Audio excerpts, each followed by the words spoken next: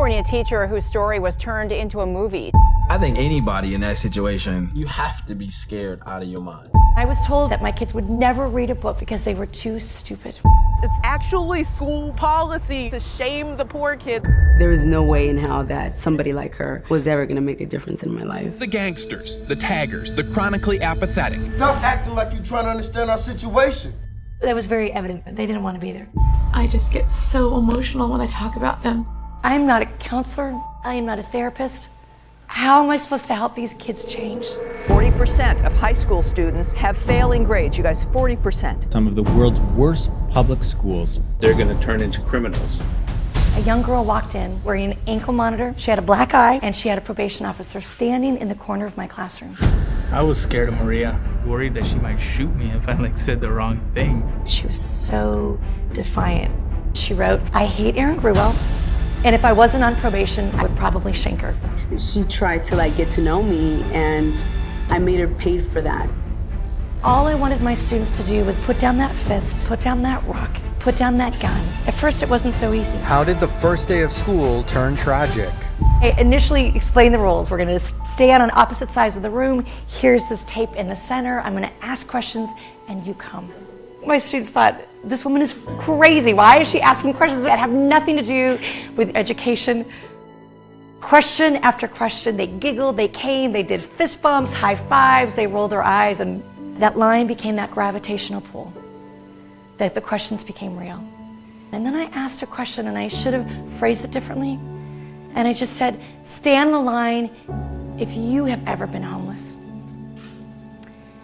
And out darted Sue Ellen. And she went to that line like she had done on every other question about Snoop or movies or every other question. And she realized, I am all alone. And I watched her look at her feet. I think she just wanted to disappear. I think she thought in her head, hurry, ask another question. I just want to go back to the wall. I don't want to be seen. Because if they see me, they're going to know. They're going to know that I'm that girl that doesn't know where I'm going to sleep tonight. And as she stood there looking at her feet, not wanting to acknowledge anyone or anything, suddenly out of nowhere came this beautiful girl with these bouncing braids, Tiffany. And when I'd asked that question originally, Tiffany told me she took a deep breath and walked backwards. And she saw Sue Ellen standing on that line all alone, and she realized that is my story. Tiffany walked to that line and she looked at every single one of us. She wanted us to see her. This little girl would stand on the corner of the busiest street in Long Beach, and she stood there with a cardboard box, "We'll work for food." So at the age of 14, that little girl was out on that street every single day. And yet she was standing on this line in this classroom. But she was so regal. She was so courageous. It's like she owned her story. And in owning her story in that glorious moment, out came Narada, this beautiful boy. And he stood by Sue Ellen, and he stood by Tiffany, and he stood there and he owned his story. And at that moment I knew, this is gonna change that game. And then in walked this little girl. She was so defiant. She had an ankle monitor, she had a probation officer, she had a father who was in a maximum security prison. And I found out that she had just been released from juvenile hall a few days before school started. There was no way in hell that somebody like her and that looked like her was ever going to make a difference in my life. So she picked up her pen and she wrote, "I hate Erin Gruwell, and if I wasn't on probation, I would probably shank her." And in that moment, there was a part of me that panicked, and I thought, I'm not a counselor. I am not a therapist. How am I supposed to help these kids change? And I was told by the chair of my English department that my kids would never read a book from cover to cover because they were too stupid. So without really thinking it through, I just got in my car and I drove to a bookstore and I ordered 150 copies of the Diary of Anne Frank, and I gave them the book. Well, when I gave Marie the opportunity to pick up that book, at first it wasn't so easy because she truly did not want to read it. In her mind, Anne Frank was not Latina, Anne Frank did not come from the hood. I opened this stupid book because in the back of my mind, I thought that I was gonna prove Ms. Gruwell wrong. She would come back every day and she would ask questions about Anne, kind of in juxtaposition to her gangster mentality. And I realized that she's actually reading. It started getting interesting when things started going bad. That's when I thought, okay, maybe she's not this spoiled little girl that I thought she was. Maybe she doesn't have a perfect little life. And that's actually when I took a liking to her. I came to the entry where she's describing this window, her only connection to the outside world. She couldn't even put her hand outside because one of the Gestapo or somebody would know that they were in hiding. And then this bird lands close to her, to the tree and outside the window. And she writes, sometimes I feel like a bird in a cage and I wish I could fly away. I was able to relate to that feeling of knowing the outside world and only having this certain connection to it. And from then on, I knew she was gonna make it. She had to make it. She was gonna make it because why else would we be reading this book? And she's gonna make it because she's a good person and she hasn't done anything wrong. Maria came in one day, stormed in, and threw the book across the classroom and said, "Why didn't you tell me?" And I was kind of taken aback and I said, "Tell you what?" And she said, "Why didn't you tell me that Anne dies?"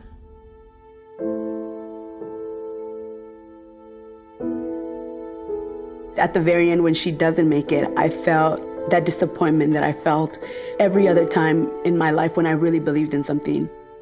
It was that same feeling of going to the window and waiting, hoping that my father was gonna come home, and he didn't. Every feeling of disappointment all of a sudden came crashing together at that moment because I so desperately wanted her to make it.